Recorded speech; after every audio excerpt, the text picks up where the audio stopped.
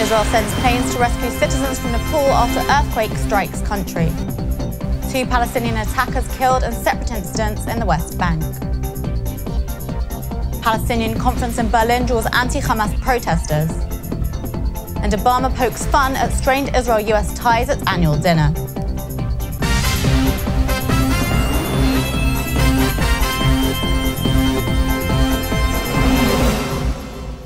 Shalom and welcome to the Jerusalem Post News. The top stories for April 26th.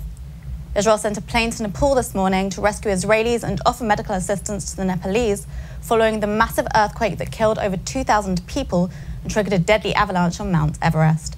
A big aftershock between Kathmandu and Everest unleashed more avalanches in the Himalayas. Police say over 5,000 people have been hurt. Last night, an IAF plane with a team of experts flew to Nepal to assess the situation, and today Israel sent a plane with a Magen David Adon team. Another was set to leave later with a joint IDF and foreign ministry mission, as well as a field hospital.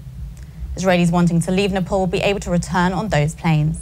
Among those expected to be rescued are 26 babies born to surrogate Nepalese women and their Israeli parents. Border police killed 2 knife-wielding Palestinian attackers in separate incidents in the West Bank on Saturday. In Hebron, police said an approximately 20-year-old Palestinian was shot dead by a border policeman after stabbing and wounding an officer in the head and chest near the Cave of the Patriarchs. Earlier in the day, police said 17-year-old Palestinian Ali Abu Ghanam attacked border policemen with a knife at a checkpoint near Ma'ale Adumim and fled, and was shot dead after ignoring warnings to stop. Abu Ghanam's family rejected the Israeli account of the incident. A suspect was detained overnight in connection with a third attack, in which 3 border police officers were wounded when a vehicle struck them in Jerusalem's Atur neighborhood on Saturday. The 13th Conference of Palestinians in Europe was held in Berlin on Saturday, with thousands of participants flocking to the German capital for a day of discussions, workshops and lectures on Palestinian culture and politics. The situation of Palestinian refugees in Syria and the drafting of a declaration on Palestinian rights topped the agenda. The gathering was organised by the Palestinian Community of Germany and the British-based consultancy firm Palestinian Return Centre. Hundreds of pro-Palestinian demonstrators marched to the Treptow Arena where the conference was held. Police also said some 50 anti-Hamas protesters staged a peaceful counter-rally organised by a coalition of Jewish and pro-Israel groups under the name Berlin Against Hamas.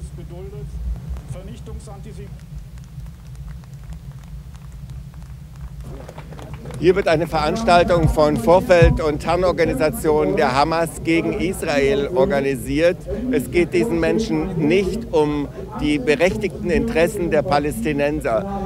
Das palästinensische Volk und das israelische Volk können nur gemeinsam in Sicherheit und Freiheit leben, wenn sie die Rechte der anderen Seite anerkennen. US President Barack Obama spoke at the annual White House Correspondents' Dinner yesterday, in which he poked fun at his foreign relations policy, frequent claims that he is Muslim, and strained ties with Prime Minister Benjamin Netanyahu. Anyway, being president is never easy. I still have to fix a broken immigration system, issue veto threats, negotiate with Iran, all while finding time to pray 5 times a day. Which is strenuous. And it is no wonder that people keep pointing out how the presidency has aged me. I look so old, John Boehner's already invited Netanyahu to speak at my funeral.